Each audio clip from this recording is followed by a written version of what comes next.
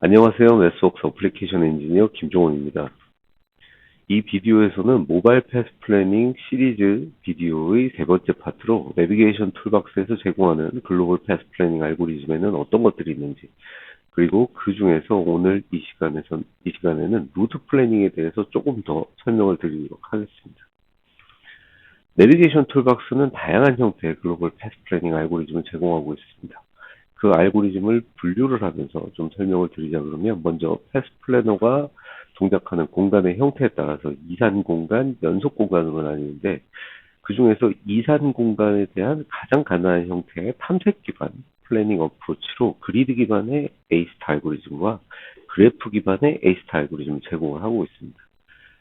그리고 연속 공간 안에서도 탐색 기반의 플래닝 어프로치를 제공을 또 하고 있습니다. 그런데 자동차와 같은 조향 메커니즘을 갖는 로봇을 위한 하이브리드 A-스타 알고리즘이 이런 형태에 속하겠죠. 자, 그리고 PRM, RRT, 그리고 몇 가지 변형 RRT 알고리즘을 제공해서 연속 공간에서 임의로 샘플링을 해서 플래닝을 하는 어프로치도 지원을 하고 있습니다. 그리고 마지막으로 모델 프리딕티브 컨트롤 툴박스를 이용해서 최적화 기반의 플래닝 어프로치도 지원을 하고 있습니다. 이 중에서 오늘은 모든 플래너들을 이해하는 데 가장 기본이 되는 패스 플래닝이란 이런 것이구나 라는 걸 이해하는 데 가장 기초가 되는 그런 A-스타 알고리즘에 대해서 먼저 설명드리고, 루트 플래닝에 대해서 설명드리도록 하겠습니다. A-스타 알고리즘은 목적지에 도달하기 위해 어떤 길이 가장 좋은 길인가를 결정할 때 제일 먼저 떠오르는 알고리즘입니다. 여러 가지 변형이 존재를 하지만 가장 기본적인 A-스타 알고리즘은 그리드 위에서 패스 플래닝을 실행을 하게 됩니다. 그리드는 패스 플래닝을 할 공간을 같은 크기의 격자로 나눠서 이산화를 시키고, 이렇게 이산화되어 나타나는 질점, 이제부터 노드라고 부를 텐데, 이 노드들이 로봇의 상태도 표현하고 장애물의 위치도 표현하는 방식입니다. 일반적인 그리드 기반의 A-스타에서 로봇이 바라보는 방향에 대해서는 잘 고려를 하지 않습니다. 일반적으로는 XY 좌표만 로봇의 상태로 고려하기 때문에 이 노드들은 그냥 위치만 표현을 하게 되는 거죠. 자, 그리고 이렇게 이산화된 격자를 대표하는 노드와 노드를 연결해 가면서 장애물을 회피하는 가장 짧은 최종 경로를 계획을 하게 됩니다. 자, 이 방법의 장점은 코스트 펑션이나 휴리스틱 펑션을 내가 원하는 대로 설정함으로써 내가 뭘 더 중요시하는지, 중요시하는 게 짧은 길인지, 안전한 길인지, 빠른 길인지, 이런 것에 따라서 이제 정의를 하실 수가 있습니다. 이를 통해서 내 패스 플래너의 퍼포먼스를 결정하실 수가 있습니다. 이러한 단순함과 퍼포먼스 때문에 홀로노믹 로봇의 패스 플래닝에 많이 사용되는 알고리즘입니다. 자, 간단하게 컨셉을 한번 보면, 먼저 그리드로 나눠져 있는 공간이 존재하고 빨간색 시작점, 녹색 종료점, 그리고 회색의 장애물이 보입니다. 시작을 할 때 그리드 위의 모든 노드는 방문을 안 한 노드, 즉 unvisited로 설정합니다. 그럼 나중에 visited 노드도 있겠죠. 자, 어찌됐건 unvisited로 모든 점들을 갖다가 노드를 설정하고요. 자, 그리고 시작점을 먼저 우리가 고려를 할 current 노드로 지정을 합니다. 그래서 여기서부터 검색을 수행을 하게 되는 거죠. 자, 그리고 이제 이 커런트 노드 주변의 8개 점에 대해서 거리를 계산합니다. 저는 대각선 움직임도 허용을 하기 때문에 위아래 좌우로 움직이는 것과는 다른 대각선 움직임의 거리를 설정을 또 했습니다. 자, 이 거리 값을 시작점부터 커런트 노드까지의 거리와 더해서 해당 점에 도달하는 거리를 계산을 하게 됩니다. 자, 그리고 주변 점들 중에 시작점으로부터의 거리를 이미 가지고 있는 점이 있다면, 처음 계산하는 게 아니라면, 지금은 처음이지만 처음 계산하는 게 아니라서 어떤 점이, 이 8개 중 몇 개 점이 시작점으로부터 이 점까지 오는 거리를 계산해 놓은 게 있다라면, 이 계산한 거리와 새로 계산된 거리가 비교를 해서 작은 점으로 작은 거리를 가진 거리로 거리값을 업데이트를 하게 됩니다.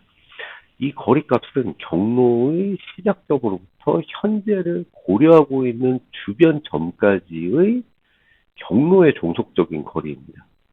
자, 이 말은 경로에 종속적이기 때문에 다른 경로를 통해서 이 점에 도착하면 그 거리값이 다를 수 있고요. 지금은 뭐 첫 시작이기 때문에 커런트 노드로의 거리값만 있습니다만, 만약 다른 경로로 온 거리값이 있다 그러면 A라는 경로로 온 거리값, B라는 경로로 온 거리값 중에 짧은 거리를 선택을 하는 거죠. 그러면 결국은 내가 좀 더 짧은 최적 경로를 얻을 수 있다라는 얘기와 동일하게 됩니다. 자, 어찌됐건 지금은 커런트 노드로부터 시작된 그 거리만 구해서 바로 업데이트를 하면 되겠죠. 자, 그리고 나면 주변 점들에 대한 토탈 코스트를 구합니다. 토탈 코스트는 방금 전에 구한 거리, 이걸 GN이라고, N은 노드를 의미하는 거고요. 해당 노드에 대해서 이제 G값, 코스트는 지금 방금 구했던 시작점으로부터 경로에 종속된 거리, 이 값을 갖다가 이제 사용을 하고요. 자, 그리고 이 점에서 목적지까지의 장애물을 고려하지 않은 최단 거리, 요 그림에서 HN으로 빨간색 점선으로 표현하는 게 바로 이제 휴리스틱이 되게 됩니다. 그래서 휴리스틱을 구해서 이 코스트와 휴리스틱, GN 값과 HN 값을 더해서 토탈 코스트를 구하게 되고요. 이 토탈 코스트 값이 낮은 방향으로 이제 추가 공간 검색이 이루어지게 됩니다. 자, 그래서 이 휴리스틱이 작은 걸 선택한다는 얘기는 아무래도 목표점에 가까운 점을 선택을 할 거고, 그래서 추가 검색의 방향성을 목표점으로 설정한다라는 의미가 되게 됩니다. 자, 그리고 나면 이제 커런트 노드는 알아볼 만큼 다 알아봤으니 기존에는 이렇게 빨간색 채워져 있는 점이었는데 이제 빨간색 선을 가진 비워져 있는 점으로 표현하면서 비지티드로 이제 얘기를 하도록 하겠습니다. 아까 전에 언비지티드였는데 이제는 비지티드로 전환을 합니다.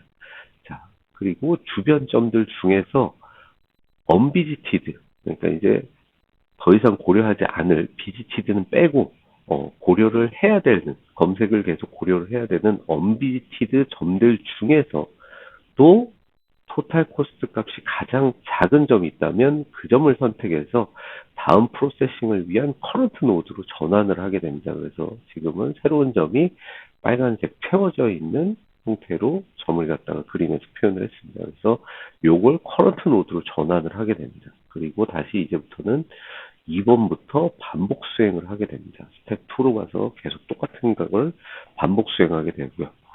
그렇게 됐더니 이제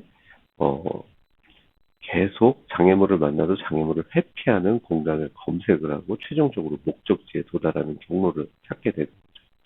내비게이션 툴박스에서는 플래너 A-스타 그리드 함수라는 함수를 이용을 해서 그리드 맵을 입력하고 거기다가 플래너를 만들고 시작과 끝점을 입력해서 경로를 탐색하는 기능을 제공을 하고 있습니다. 자, 그런데 오늘 주제 중 하나는 루트 플래닝이라고 말씀드렸습니다. 루트 플래닝은 이 시리즈 비디오의 첫 시간에도 말씀드렸습니다만, 플래닝 복잡도를 낮추기 위해서, 그 범위를 갖다가 쪼개서 플래닝을 하게 됩니다. 그래서 넓은 범위부터 좁은 범위까지 쪼개서 따로따로 하게 되는데, 그 중에서 제일 넓은 범위에서의 경로를 계획하는 과정을 루트 플래닝이라고 말씀드렸습니다. 그래서 만약 집, 사무실, 공장 같은 좀 활동 범위가 좁은 어플리케이션 같은 경우에는 전체 영역을 그리드로 만들어서 아까 좀 전에 보셨던 형태로 루트 플래닝을 하실 수 있습니다. 그러더라도 뭐 메모리도 작고 그 맵을 저장하기 위한 메모리도 작고 검색 영역도 좁기 때문에 경로를 만들기가 쉽기 때문에 이걸 사용할 수 있죠. 그런데 자율주행차와 같이 넓은 영역에서 경로를 만들어야 되는 경우에는 맵을 저장하기 위한 메모리도 너무 커지고 검색 영역도 너무 넓어서 루트 플래닝 하는데 시간이 엄청나게 소비될 수 있습니다. 이를 위해서 자율주행 같은 시스템에서는 A-스타 알고리즘을 마찬가지로 사용하지만 맵은 그리드가 아닌 그래프를 이용을 하게 됩니다. 그래서 그래프는 노드와 노드 사이를 연결하는 엣지로 네트워크를 표현하는 방식입니다. 실제로 여러분이 여러분들이 차에서 사용하는 내비게이션도 이런 그래프 방식으로 표현되어 있습니다. 이 방법을 이용을 하게 되면은 앱을 표현하는 데 있어서 사용하는 메모리의 사이즈도 줄일 수 있고요. 검색 시간도 줄일 수가 있습니다. 자, 그래서 굉장히 편리하게 빠르게 적은 리소스를 이용해서 빠르게 루트 플래닝을 하실 수가 있죠. 자, 이를 위해서 내비게이션 툴박스에서는 두 개의 함수를 제공하고 있습니다. 첫 번째는 그래프 형태의 맵 오브젝트를 표현하기 위한 내부 그래프 함수고요.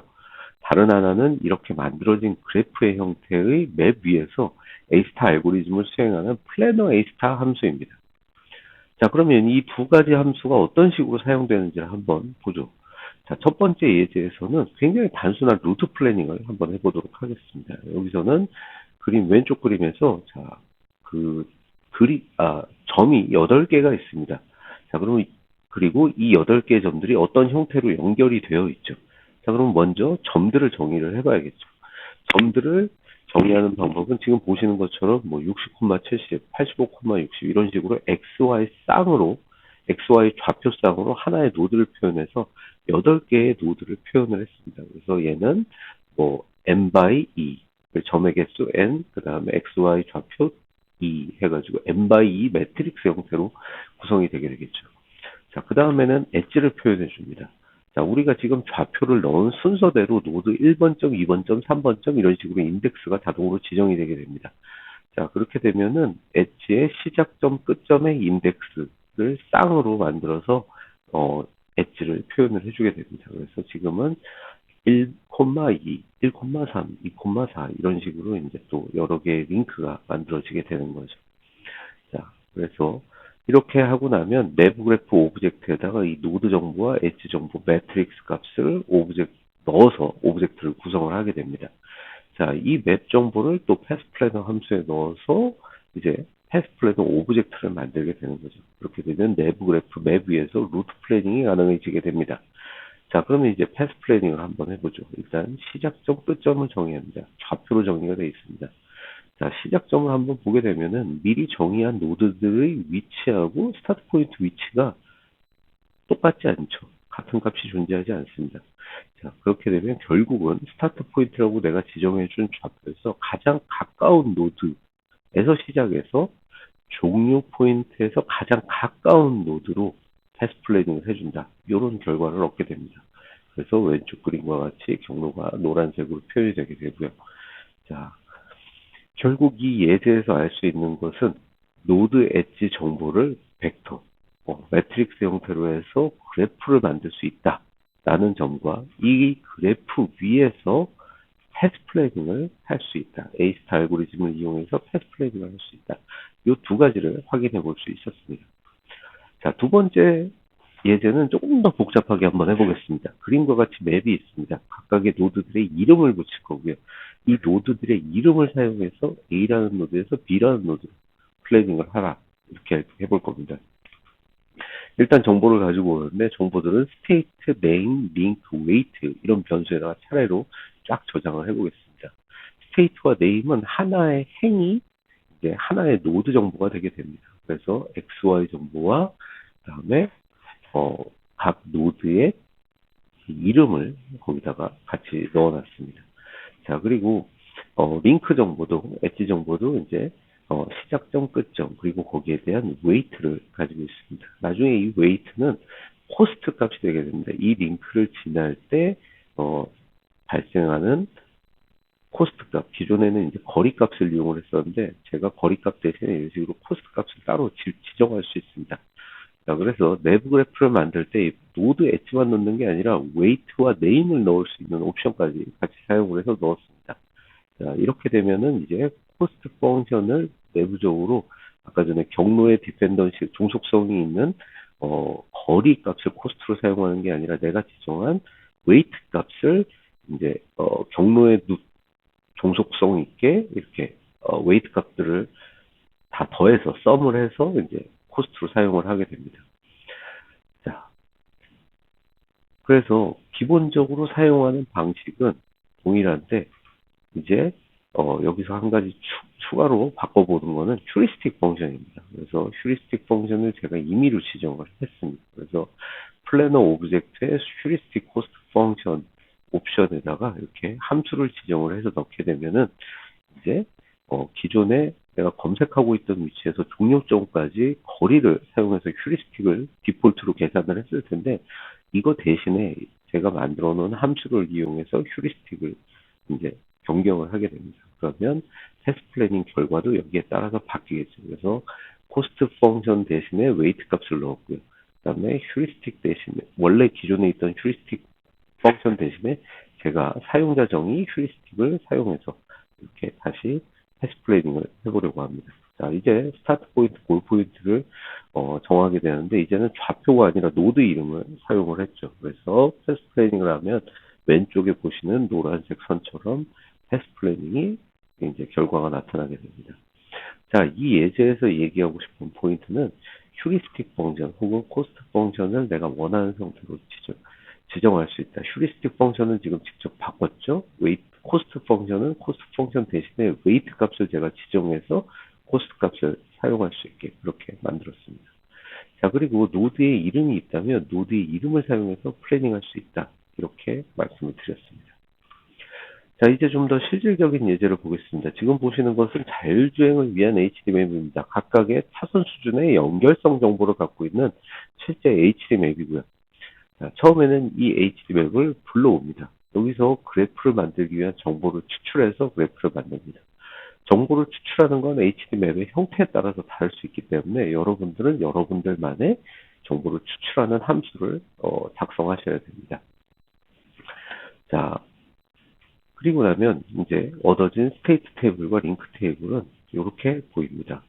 노드 엣지 정보를 가지고 있는데 이전의 예제에서는 노드 엣지 정보에 대해서 매트릭스 형태로 만들어서 사용을 했지만 여기서는 테이블 데이터 타입을 사용하고 있습니다. 테이블 데이터 타입은 매트릭에서 제공하는 또 다른 형태의 데이터 타입인데 열에 따라서 이름을 붙이실 수 있고요. 이름에 따라서 접근을 해서 관리를 하실 수가 있습니다. 마치 엑셀과 같은 스프레드시트에서 이렇게 데이터를 관리하시는 것처럼 사용하실 수가 있죠. 그리고 이 스테이트 테이블에는 이렇게 스프레드시트 형태로 해서 자, 노드의 위치 정보만 갖고 있는 게 아니라 거기에 해당되는 추가적인 어트리뷰트들을 쭉 같이 넣어놨습니다. 여기서는 네임 스트럭처라는 이름으로 가지고 있고요. 보시면 스트럭처, 그러니까 구조체 형태로 그 정보들이, 어트리뷰트 정보들이 들어가 있는 게 보입니다. 자, 마찬가지로 링크도 그런 식으로 정보들을 쭉 같이 넣어놨습니다. 그래서 이 정보들은 사용자가 원하는 휴리스틱이나 웨이트 함수를 만들어서 거기서 새로운 값, 코스트들을 구하는데 사용될 수 있습니다. 자, 이 예제에서는 코스트 펑션을 만드는데 사용을 했습니다. 자, 그래프 오브젝트의 웨이트 펑션을 사용하는 데 있어서 디폴트는 경로의 종속적인 거리 정보였겠죠. 근데 이제는 사용자가 정한 함수를 이용해서 웨이트 함수를 설정해서 코스트를 계산할 수 있습니다. 자, 그리고 에이스타 함수에서는 휴리스틱 함수도 뭐 앞의 예제와 동일하게 또 수정을 했습니다. 자, 그 결과는 왼쪽 그림과 같습니다. 노드가 2570개고, 엣지가 5000개가 넘는 굉장히 넓은 지역에서 굉장히 빠르게 노드 플래닝을 하실 수가 있습니다. 자, 이 예제에서 얘기하고 싶은 포인트는 이렇게 매트릭스 데이터가 아니라 행렬 정보가 아니라 테이블 데이터를 사용해서 입력을 결정을 했다. 그래서 좀 더 체계적으로 스프레드시트 형태로 정리된 데이터를 사용해서 그래프를 구성할 수 있기 때문에 좀 더 다양한 어트리뷰트를 입력할 수 있고 검색해서 코스트 펑션이나 휴리스틱을 계산하는 데 사용을 할 수 있다. 한 가지 점과 그다음에 코스트 펑션을 또 사용자 정의를 해서 루트 플래닝 결과가 나오도록 옵션을 고려할 수 있다. 또 한 가지 이렇게 특징이 있다라고 말씀드릴 수 있습니다. 자, 여기까지 맵에서 정보를 추출해 와서 플래닝을 하기 위한 그래프를 만들고 여기서 루트 플래닝하는 방법을 알려드렸습니다. 다음 시간에는 또 다른 글로벌 테스트 플래닝 방식에 대해서 얘기를 해보도록 하겠습니다. 자, 이 외에도 추가적인 다른 정보를 얻고 싶다 그러시면은 매스록스 코리아에서 제공하는 매트랩 모바일 로보틱스 웹포털이나 아니면 자율주행 웹포털로 방문하시면 정보를 또 얻으실 수가 있습니다. 그리고 이 비디오에 소개된 것들을 구현을 하기 위해서 어려움이 있어서 학습이 필요하다라고 생각이 되시면 저희 홈페이지로 들어오셔서 학습란에 들어가셔서 온램프 무료 온라인 교육에 대해서 찾아보시면 간단한 사용법을 익히실 수 있는 코스들을 이런 식으로 여러 개 제공하고 있습니다. 자, 여기까지 김종원이었습니다. 다음 시리즈 비디오에서 뵙도록 하겠습니다. 감사합니다.